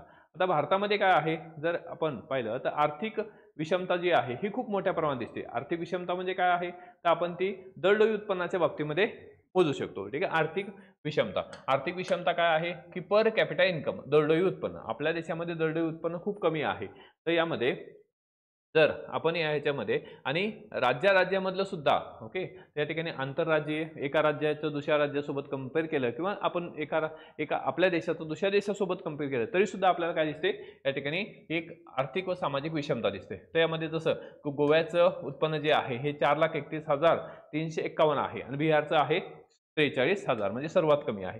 मग ही जी आहे ही असमानता आपल्याला दिसते. तर मग ही असमानता आपल्याला नष्ट करायची असेल तर कशी वाढ होणं गरजेचं आहे, सर्वसमावेशक वाढ करणं गरजेचं आहे. ठीक आहे. त्यानंतर पुढे कृषी आणि रोजगाराचा प्रश्न आहे. कृषी क्षेत्रावर आपल्याला भर करणं गरजेचं आहे. त्यामध्ये जो काही वाढीचा दर आहे ते कमी आहे, त्यामुळं आपल्याला धोरणावर लक्ष निर्माण करणं गरजेचं आहे. आणि अजूनही या ठिकाणी ही जी अनियमित वाढ आहे किंवा रोजगाराच्या अनेक समस्या आहेत किंवा शेतीमध्ये सुद्धा काय आहे आपल्याला एक प्रकारची छुपी बेरोजगारी दिसते, तर ती सुद्धा नष्ट होणं गरजेचं आहे. त्यानंतर ग्रामीण आणि शहरी भागाचं जे विभाजन आहे याच्यामध्ये मोठी तफावत आहे की शहरी भागामध्ये की मोठ्या प्रमाणात सोयीसुविधा आहेत, ग्रामीण भागामध्ये त्या सोयीसुविधा उपलब्ध नाहीत, तर ते आपल्याला या ठिकाणी ते कमी करणं गरजेचं आहे. ठीक आहे. त्यानंतर हे यामध्ये जर आपण लिंग समानतेचा विचार केला, ओके, पुढचा मुद्दा आहे लिंग व सामाजिक विषमता. लिंग समानतेचा विचार केला तर महिला सक्षमीकरण करणं गरजेचं आहे. त्यानंतर काय आहे लैंगिक समानता आणणं गरजेचं आहे. यासाठी सर्वसमावेशक धोरणं महत्त्वाचे आहे. त्यानंतर शाश्वत विकासाचे प्रश्न. आता यामध्ये आपण विकास करत असताना तो कसा होणं गरजेचं आहे, शाश्वत होणे गरजेचं आहे. सस्टेनेबल डेव्हलपमेंट गरजेचं आहे. म्हणजे आपण पर्यावरणाचा ऱ्हास करतोय परंतु त्या पर्यावरणाच्या ऱ्हासमुळं आपल्याला या ठिकाणी की आपण ते किती पे करतोय पर्यावरणाच्या ऱ्हासाच्या बाबतीत. म्हणजे जर आपण झाडं तोडत असेल तर यामध्ये त्या बदल्यामध्ये कुठं काही झाडं लावतोय का, हा सुद्धा विचार करणं गरजेचं आहे. मग यामध्ये अजूनही आपण 73% वीज काय आहे कोळसा यावर आपण या ठिकाणी तयार करतो आणि पर्यावरणाचा ऱ्हास जो आहे हा या ठिकाणी होत असतो. आणि याचा फटका जो आहे गरीब आणि असुरक्षित जे लोक आहेत, वंचित जे लोक आहेत, अल्पसंख्याक जे आहे तर यांच्यावर या ठिकाणी ह्याचा जास्त परिणाम होतो. हवामान बदलामुळे काय आहे त्याचं जसं दिल्ली आहे, दिल्लीमध्ये या ठिकाणी दिल्ली हे शहर जे आहे हे जगातलं काय आहे सर्वाधिक प्रदूषित शहर मानलं जातं. ठीक आहे. मग त्याचा सर्वाधिक परिणाम जो आहे तो कोणा होणार आहे, जो गरिबावर होणार आहे. तर यामध्ये त्यामुळे शाश्वत विकास महत्त्वाचा आहे. ठीक आहे. आता सर्वसमावेशक वाढ, आपण इथं पाहिलं की सर्वसमावेशक वाढीची गरज काय आहे.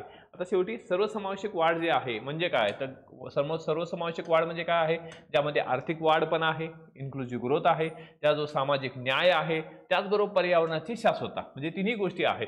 आर्थिक वाढ पण आहे, सामाजिक न्याय पण आहे आणि पर्यावरणाची शाश्वतता सुद्धा या ठिकाणी इथं निश्चित केली जाते. तर या सगळ्या गोष्टीला आपण काय म्हणतो यामध्ये की सर्वसमावेशक वाढ असं म्हणतो. ठीक आहे. त्यानंतर पुढे बाकी भारतातील सर्वसमावेशक वाढीचे प्रमुख आव्हाने कोणते आहेत. आता भारतामध्ये सर्वसमावेशक वाढ करत असताना नेमके अडथळे कोणते आहेत. तर पहिला आहे या ठिकाणी की भेदभाव आहे. ऐतिहासिक भेदभाव म्हणजे काय आहे, जाती जातीमध्ये किंवा या ठिकाणी लिंग भेदभाव आहे. तर आपल्या याच्यामध्ये कास्ट सिस्टीम आहे. कास्ट सिस्टीममध्ये ब्राह्मण क्षत्रिय वैश्य शूद्र अशा प्रकारची परंपरा आहे. आणि यामध्ये काय आहे तर मग एक तर काय आहे तर त्या आधारावर शिक्षणावर सुद्धा बहिष्कार आहे. तर हे जे आहे या ठिकाणी ऐतिहासिक भेदभाव हे कारण आहे की ज्या आधारे या ठिकाणी सर्वसमावेशक विकासाचा काय आहे आव्हान निर्माण होतं. त्यानंतर गरिबी आणि उपासमार हे मोठ्या प्रमाणात आहे. तर त्यानंतर काय आहे बेरोजगारी जे आहे, म्हणजे अजूनही 83% तरुण काय आहे बेरोजगार आहेत. आणि त्याचबरोबर काय आहे त्या ठिकाणी कुशल प्रशिक्षण सुद्धा त्यांना मिळालेलं नाही. तर त्यामुळं या ठिकाणी हा विकासातील सर्वसमावेशक विकासातील काय आहे अडथळा आहे. त्यानंतर उत्पन्नातील विषमता निर्देशांक जे आहे, तर यामध्ये की सर्वाधिक जो खर्च आहे, आरोग्यावर होणारा जो खर्च आहे त्या ठिकाणी किंवा की सर्वाधिक म्हणजे आपल्या देशामध्ये किंवा की जे गरीब व्यक्ती आहे किंवा दारिद्र्यामधला आहे त्याचा सर्वाधिक जो खर्च आहे तो आरोग्यावर होत असतो. तर उत्पन्नातील विषमता आहे, त्यानंतर सामाजिक विषमता आहे, अनुसूचित जाती जमाती असेल, महिला असतील तर या ठिकाणी किंवा या ठिकाणी ट्रान्सजेंडर असतील तर यामध्ये रोजगार, शिक्षण आणि किंवा राजकीय प्रतिनिधी ह्याच्यामध्ये आपल्याला असमानता दिसते. ठीक आहे. त्यानंतर कृषी घटकावर अति अवलंबित आपण आपल्या देशामध्ये हे आपली म्हणजे जे काही डिपेंडेबिलिटी आहे तर शेतीवर अजूनही आपल्याला या ठिकाणी जवळपास 42% रोजगार जो आहे शेतीतून आहे. जीडीपीच्या सर्वसाधारण या ठिकाणी जवळपास 16 ते 17% जीडीपी मध्ये वाटा हा शेतीचा आहे. त्यामुळं कृषीवर जे आहे अति अवलंबित्व अजूनही आहे. त्यानंतर बेरोजगारीमध्ये वाढ आहे. त्यानंतर प्रशासनाचे प्रश्न म्हणजे या ठिकाणी भ्रष्टाचार असेल, कार्यक्षमता आहे याचा विचार करणं गरजेचं आहे. त्यानंतर प्रादेशिक विषमता हा सुद्धा अडथळा आपल्याला दिसतो किंवा यामध्ये मागासलेले म्हणजे महाराष्ट्राच्या बाबतीत महाराष्ट्र हा काय आहे विकसित आहे बरोबर. तर बिहार असेल किंवा या ठिकाणी उत्तर प्रदेश असेल हे काय आहे औद्योगिक सेवा जे आहे किंवा या ठिकाणी त्या प्रमाणात तिथे विकास झालेला नाही. आणि हवामानाचा बदल, आता सर्वाधिक हवामानाचा जो बदलाचा फटका जो आहे तो कोणाला पडत असतो, शेतकऱ्याला पडत असतो. ठीक आहे. त्यानंतर आता इथं मनुष्यबळाची आव्हाने सुद्धा आपण दिलेली आहेत. त्यानंतर आता शेवटी भारतातील सर्वसमावेशक वाढीसाठी उपाय कोणते आहेत, वे आउट कोणते आहे. आता वे आउट मधला पहिला जो वे आउट आहे तो या ठिकाणी काय आहे, जमीन आणि कृषी सुधारणा, ज्याला लँड रिफॉर्म म्हणतो. भारत स्वतंत्र झाल्यानंतर काय करण्यात आलं की लँड रिफॉर्म करण्यात आला. कारण मोठ्या प्रमाणात जमीन जी आहे ती या ठिकाणी कोणाकडे होती, सरंजामदाराकडे होती किंवा या ठिकाणी जे व्यापारी होते त्यांच्याकडे होते. त्यामुळं त्या ठिकाणी त्या जमिनीवर काम करणारे जे कुळ होते त्यांच्या मालकीचं काही नव्हतं. त्यामुळं या ठिकाणी लँड रिफॉर्म करण्यात आला आणि त्या लँड रिफॉर्मच्या माध्यमातून काय आहे तर यामध्ये की आपल्याला एक प्रकारचे सर्वसमावेशक वाढ जे आहे इन्क्लुसिव्ह ग्रोथ निर्माण करायचा आपण प्रयत्न करा. आता उद्देश काय होतं लँड रिफॉर्मचा की ग्रामीण भागातील असमानता दूर करणे, उत्पादकता वाढवणे आणि दारिद्र्य कमी करणे. मग ह्याच्यातला पहिलं जे आहे तर सरंजामशाही व्यवस्था जी आहे ही नष्ट करण्यात आली, जमीनदारी व्यवस्था. त्यानंतर भूमिहीन शेतकऱ्यांना काय करण्यात आले की जमीन देण्यात आली. त्यामध्ये विनोबा भावे जे आहेत यांची भूदान चळवळ आपल्याला लिहिता येतं. त्यानंतर या ह्याच्यामध्ये किंवा की इथं लिजिंग जे आहे किंवा याच्यामध्ये लँड सेलिंग करण्यात आली किंवा की विशिष्ट जमीनच तुम्हाला या ठिकाणी तुमच्या नावावर ठेवता येईल. आणि यामुळे काय झालेलं आहे किंवा की सरंजाम जे होते त्यांचं शोषण कमी झालं. कृषीची जी मालकी आहे, शेतीची जी मालकी आहे ते या ठिकाणी मजुराची झाली आणि ग्रामीण समता जी आहे ही वाढली. दुसरं आहे अन्नाच्या बाबतीमध्ये त्यामध्ये अन्न सुरक्षा आहे. तर यामध्ये की अन्न सुरक्षेच्या बाबतीमध्ये काय आहे काही महत्त्वाच्या योजना आपल्याला लिहिता येतात. जसं पीडीएस आहे, पब्लिक डिस्ट्रीब्युशन सिस्टीम, त्याला आपण राशनचं दुकान म्हणतो.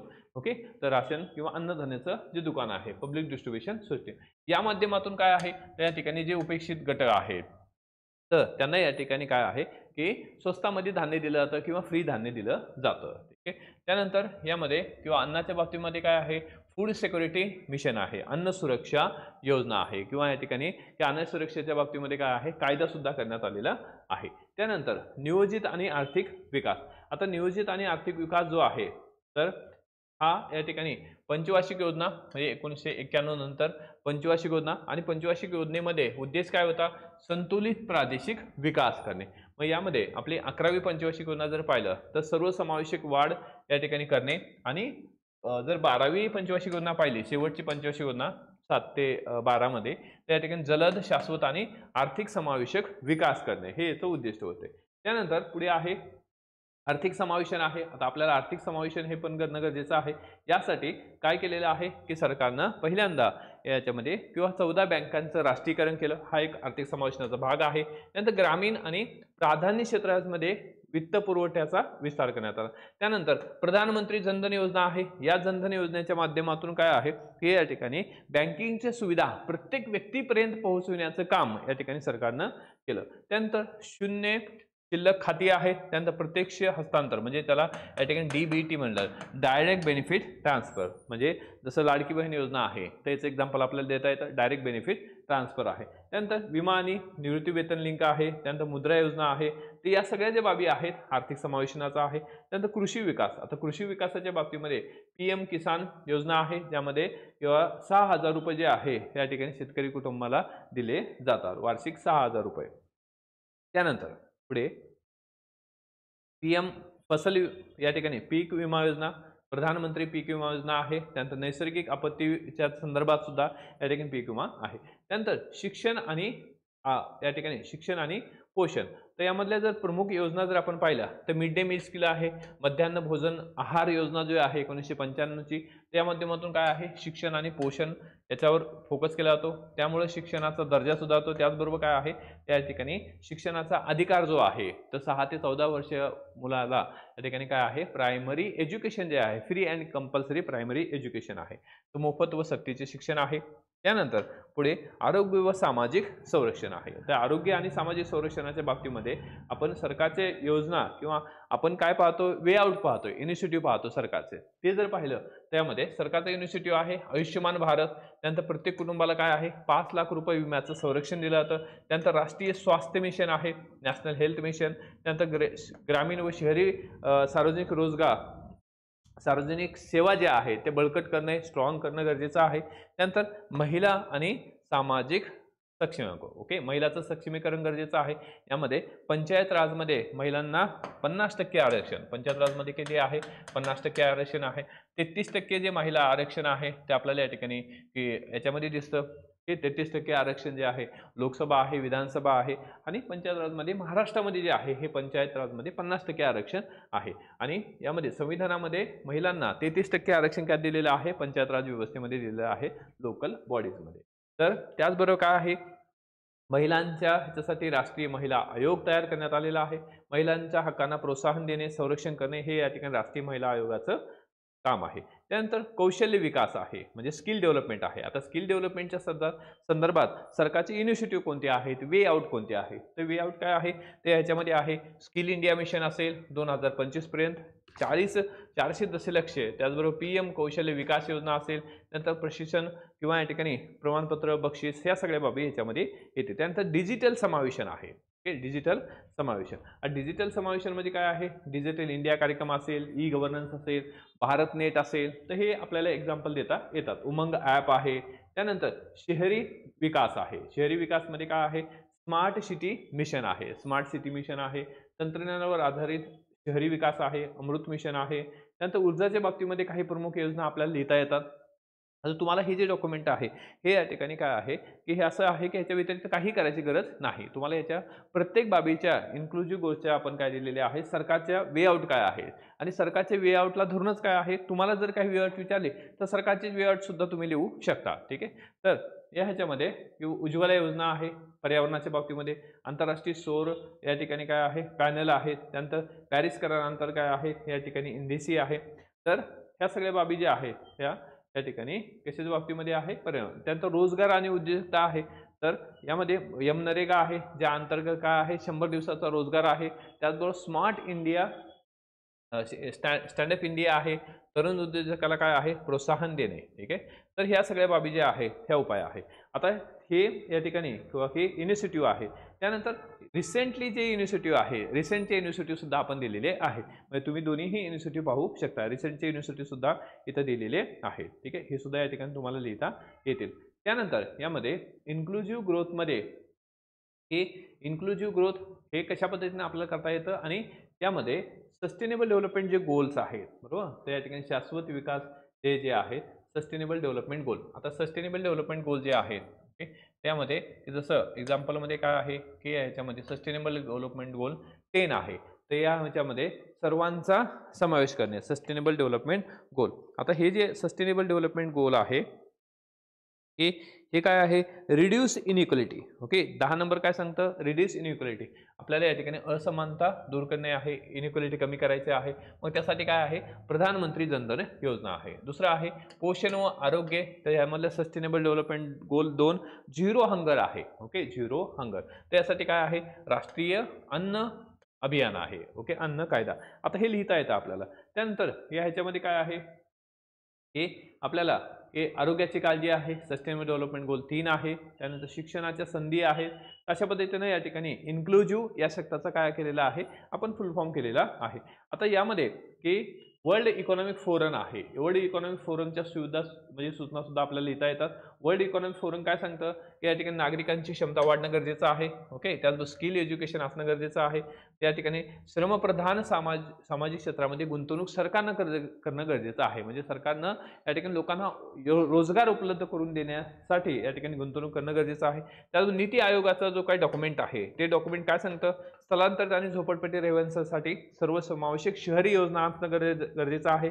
सर्वसमावेशक उच्च शिक्षण गरजेचं आहे आणि सुलभ आणि या ठिकाणी दर्जेदार या ठिकाणी आरोग्य महत्वाचं आहे. तर अशा पद्धतीनं हे या ठिकाणी सर्वसमावेशक वाढ आणि यामध्ये जर कन्क्लुजन पाहिलं आपण तर सर्वसमावेशक वाढ, भारताची वचनबद्धता आणि शाश्वत विकास उद्दिष्ट हे या ठिकाणी आपल्याला दिसतात. जसं की सबका साथ सबका विकास जो आहे तो लोकशाही राष्ट्राची किंवा आपल्या कल्याणकारी राज्याची जी संकल्पना आहे, कल्याणकारी राज्यामध्ये काय आहे, राज्य संस्थेचं कर्तव्य असतं की लोकांचं कल्याण महत्वाचं आहे. मग सबका साथ सबका विकास या ठिकाणी हे आपल्याला दिसतो आणि या माध्यमातून काय आहे, हे दारिद्र्य कमी होत आहे. बिहार असेल किंवा मध्य प्रदेश असेल, बिहार असेल किंवा उत्तर प्रदेश असेल तर या ठिकाणी हे कमी होत आहे.